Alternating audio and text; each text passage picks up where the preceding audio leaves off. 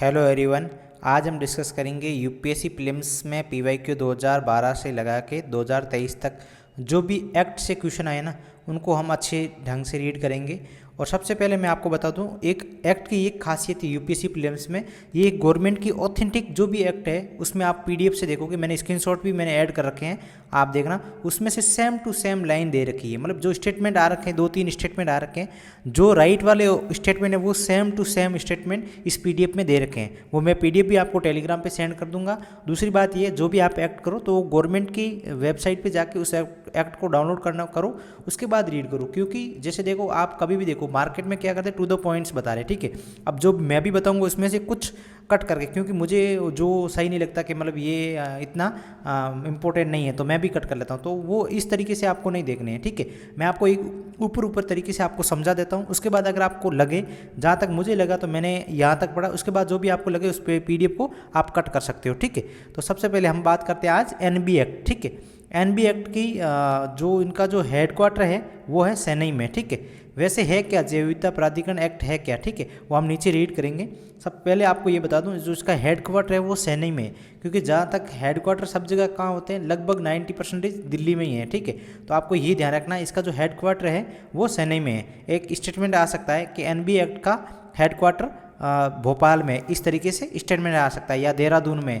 तो आप इसको ध्यान रखना, ये कहाँ पे है, चेन्नई में है, ठीक है। दूसरी इसके बात है, इसका मंत्रालय किस मंत्रालय के अधीन आता है, ये आता है पर्यावरण एवं वन मंत्रालय के अधीन आता है, ठीक है। ओबियसली जैव विविधता है, बायोडाइवर्सिटी वाला है, तो पर्यावरण और वन मंत्रालय के अंतर्गत आएगा, ठीक है। ये भी आपको माइंड में रखना है, ठीक है। अब ये एनबी एक्ट 2002 को लागू हुआ था, बट इसकी स्थापना हुई थी वो 2003 में की गई थी, ठीक है। ये थोड़ा सा ऊपर बेसिक सी चीज़ें आपको बता दिया, ठीक है।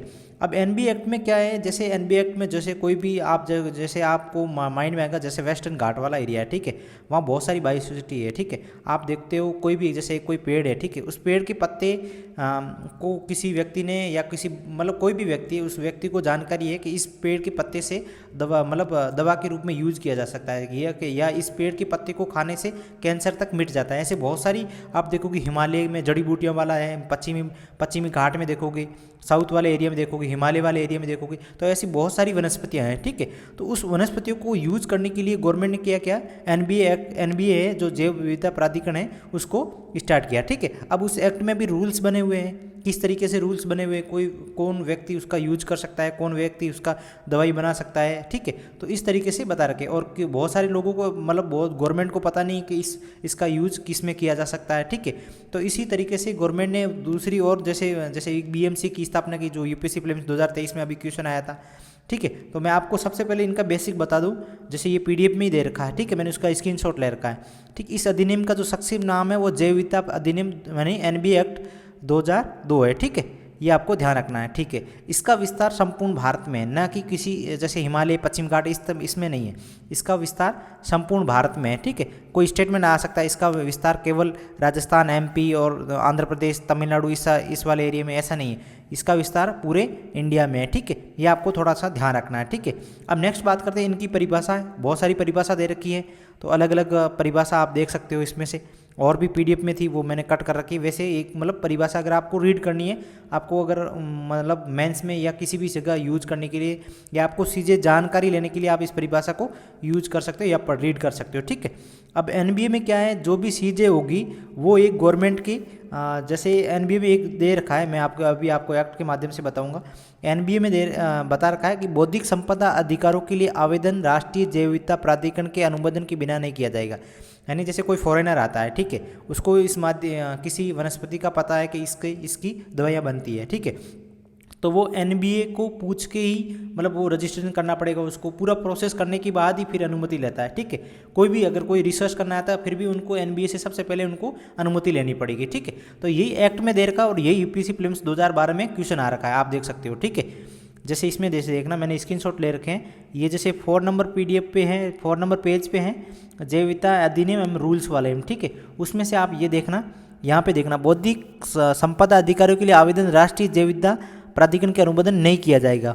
और यही स्टेटमेंट देख सकते हो, एनबी की अनुशंसा के बिना आनुवांशिक जैविक संसाधनों से संबंधित बौद्धिक संपदा अधिकारियों हेतु आवेदन नहीं किया जाता। ये यूपीएससी प्रीलिम्स 2012 में क्वेश्चन आ रखा है, सेम टू सेम एकदम आप देख सकते हो line same to same line बता रखी है, ठीक है। इसका मतलब ये है जो भी एग्जामिनर क्वेश्चन बनाते हैं तो वो गवर्नमेंट की साइट पे जाके एक्ट को डाउनलोड करके फिर वहाँ पे उनकी पीडीएफ से बनाते हैं, ना कि मार्केट की बुक से, ठीक है। सबसे पहले आपको ये ध्यान रखना है। दूसरी बात ये कि आपको देखो मैं कुछ चीज़ें ऐसे नहीं बता रहा हूँ, मैं जो भी है आप उनको अच्छे ढंग से रीड करना। मैं जो चीज़ें पीवाईक्यू में किस तरीके से क्वेश्चन आते हैं प्लस थोड़ा सा बेसिक चीज़ें उनको मैं बताने की कोशिश करूँगा, ठीक है।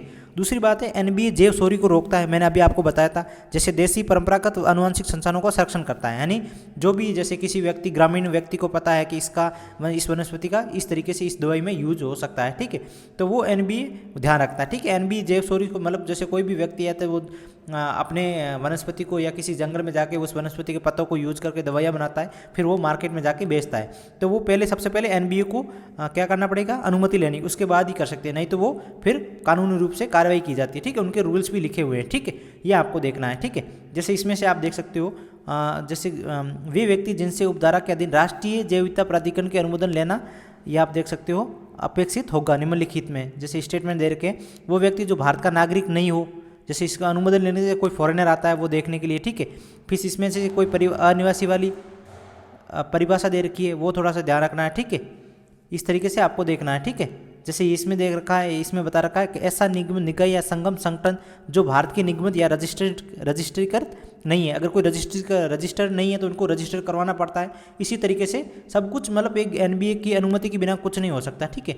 ये स्टेटमेंट इसमें जो साइड में लिखे हैं इनको थोड़ा सा इंपॉर्टेंट है, जैसे ये यूपीएससी प्रीलिम्स 2012 में आ रखा है, ठीक है। अब इसमें से स्टेटमेंट देखना, ये वाला भी सही है जो मैंने अभी आपको बताया था, ठीक है। ये वाला भी स्टेटमेंट है, ये आप देख सकते हो इसी बुक में देखा है। इस सेकंड वाला स्टेटमेंट देखना, एनबीए कृषि पादपों या आनुवांशिक संशोधनों पर चल रही वैज्ञानिक अनुसंधानों को प्रत्यक्ष मॉनिटर करता है और इसका निरीक्षण करता है। ये एनबीए के थ्रू नहीं होता है, ठीक है। ये एक वो एजेंसी है, मुझे जेनेटिक इंजीनियर मूल्यांकन समिति ऐसी कुछ वो है, तो वो एक पर्यावरण संरक्षण 96 के अंतर्गत आता है, उनके तहत आती है, तो उसके माध्यम से वो मतलब हैंडल करती है, ठीक है, मॉनिटर करती है, ठीक है, ना कि एनबीए करती है। तो इसका मतलब ये स्टेटमेंट गलत है और ये यूपीएससी प्रीलिम्स 2023 में फिर वापस जाके क्वेश्चन आया है, तो इसका मतलब पीवाईक्यू कितना इंपॉर्टेंट है ये भी आपको देखना है, ठीक है।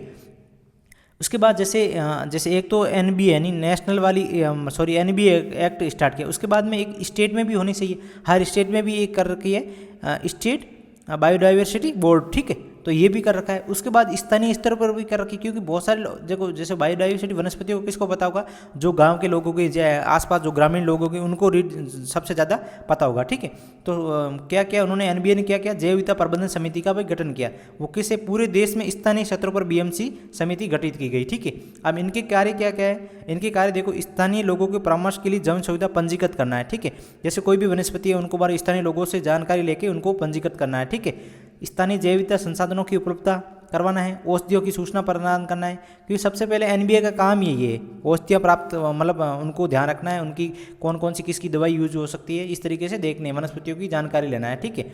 फिर जो बीएमसी की क्षेत्राधिकार और जैविक संसाधन जो पहुँच है उनकी शुल्क लेना है और उनको फिर लाभ तक पहुँचाना है, ठीक है, ये भी बीएमसी का कार्य है। और ये यूपीएससी प्रीलिम्स में क्वेश्चन आ रखा है, जैसे ये देख सकते हो, ये पीडीएफ पेज नंबर 20 पे आप देखोगे, मैं पीडीएफ टेलीग्राम पे सेंड कर दूंगा, जैव विविधता प्रबंधन समिति है उसमें से यूपीएससी प्रीलिम्स में आप देखना ये स्टेटमेंट देख सकते हो, 3rd नंबर स्टेटमेंट देख सकते हो, और ये यूपीएससी प्रीलिम्स में 2023 वाले में यूपीएससी प्रीलिम्स में क्वेश्चन पूछा है।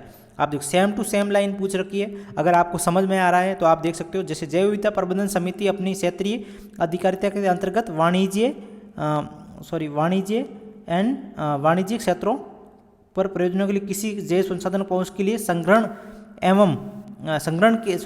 के लिए किसी व्यक्ति से फीस की संग्रहण के लिए प्रभाव अधिकृत कर सकेगी। ये थोड़ा सा टफ है, इससे बेटर ये वाला यूपीएससी प्रीलिम्स में क्वेश्चन है, उससे आप समझ सकते हो। जैसे जैव विविधता प्रबंधन समिति अपने क्षेत्राधिकार के अंतर्गत, ठीक है, जैविक संसाधनों को पहुंच के लिए संग्रह शुल्क लगाने की शक्ति और उसके साथ साथ लाभ सहभागिता निर्धारित करने के लिए उनके प्रकार यानी कार्य है, ठीक है। और यही बीएमसी का कार्य यूपीएससी प्रीलिम्स 2023 में आ रखा है कि किस तरीके से देखो यूपीएससी प्रीलिम्स में क्वेश्चन आ रखे हैं, ठीक है, इस तरीके से आपको देखने हैं। तो मतलब क्वेश्चन कहीं से अलग से नहीं आ रहे, जो एक्ट है एक्ट दे रखे उन एक्ट को सही ढंग से रीड करो। जो विशेष तौर पे आप दूसरे एक्ट मत पढ़ो, जो पीवाईक्यू में आ रखे ना उनको तो 100% रीड करो, अच्छे से रीड करो, ठीक है, उन एक्ट को अच्छे से खंगाल लो, क्योंकि पीवाईक्यू जैसे यूपीएससी प्रीलिम्स 2012 में ये एनबीए एक्ट आया था, फिर यूपीएससी प्रीलिम्स 2023 में आ रखा है, ठीक है। तो इस तरीके से आपको एक्ट को अच्छे ढंग से रीड करना है, ठीक है। तो ये यूपीएससी प्रीलिम्स में क्वेश्चन आ रखा था, इतना कोई इंपॉर्टेंट नहीं था। मैं ये टेलीग्राम जो भी पीडीएफ है वो टेलीग्राम पे सेंड कर दूंगा, आप इनको अच्छे ढंग से रीड करना। मैंने ऊपर ऊपर बेसिक चीज़ें बताई है और मैंने बताने की कोशिश की जो एक प्रमाणिक तौर पे जो यूपीएससी प्रीलिम्स में क्वेश्चन आते हैं वो कहाँ से एग्जामिनर बनाते हैं। ठीक है, ये मैं पीडीएफ टेलीग्राम पे सेंड कर दूंगा। ठीक है।